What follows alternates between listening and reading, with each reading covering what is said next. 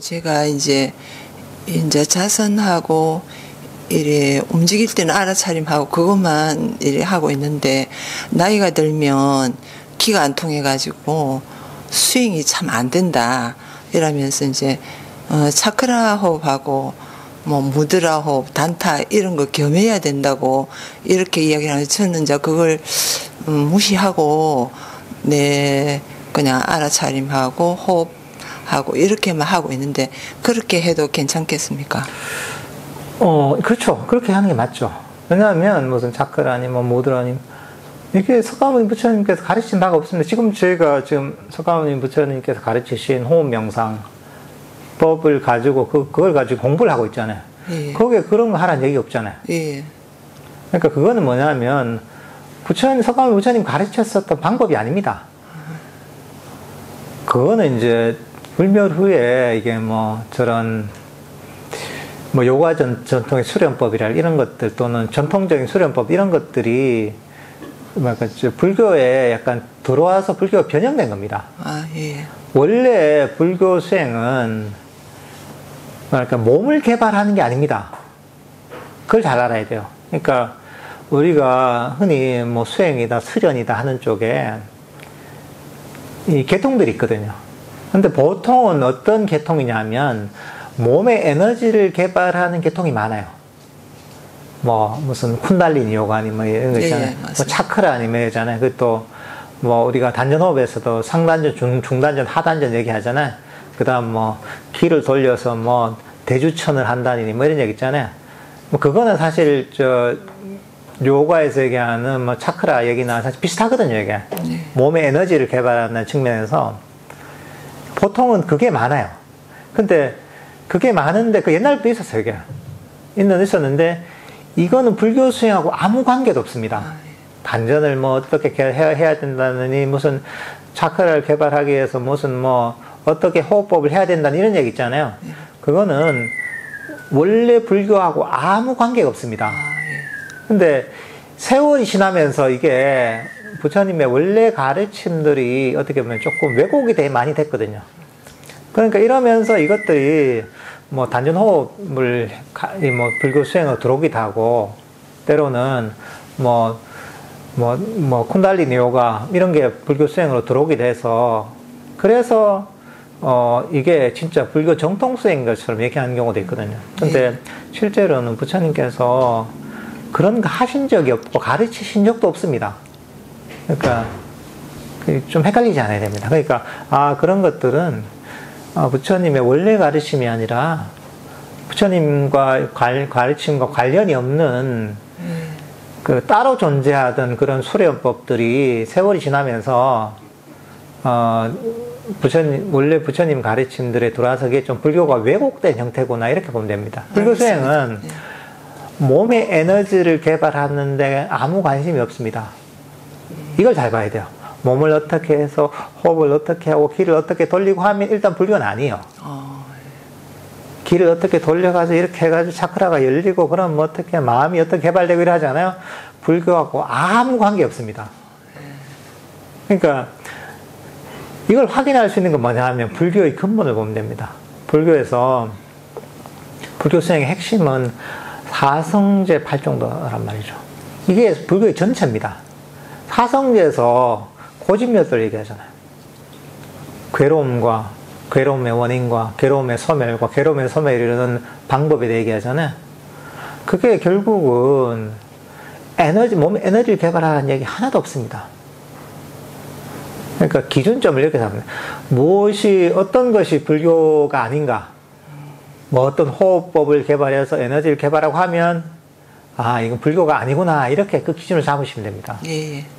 그리고 불성과 공성에 대해서 좀 질문 드립니다. 그리고 그 차이점이라고 이렇게 좀 말씀해 주시면 고맙겠습니다. 뭐에 대해서요? 불성과 공성. 근데 그게 이제 뭘로 보느냐에 따라 되게 다릅니다, 이게. 그 사람마다 이게 그것들을 얘기하는 내용이 많이 다르거든요. 근데 보통 이제 흔히 얘기해지는 불성이다 하잖아요.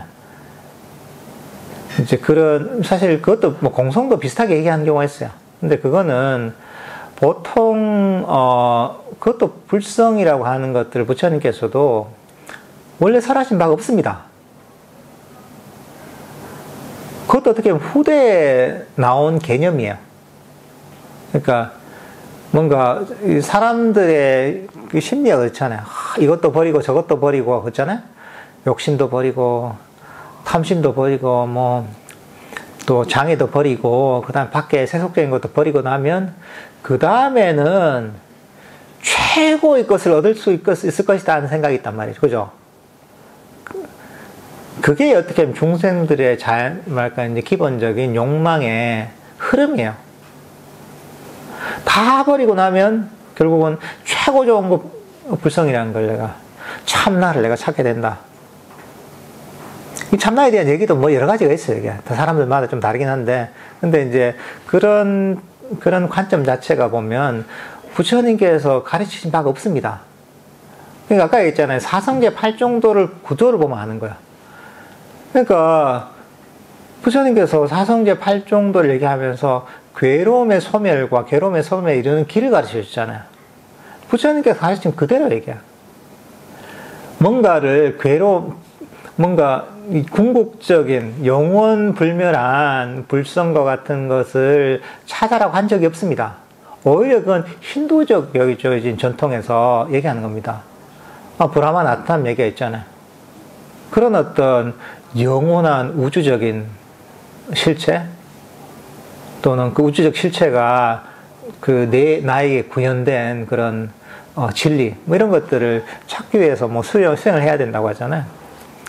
근데 그게 오히려 힌두적인 뭐 이런 가르침하고 우리 유사한 게 있습니다. 그러니까 그런 것들을 불성을 찾아야 돼. 영원 불멸한 나를 찾아야지 하는 것들은 원래 부처님의 가르침이 아닙니다. 그래서 부처님께서도 당시에도 그런 방향성을 가지고 수행하는 경우가 너무 많았거든요.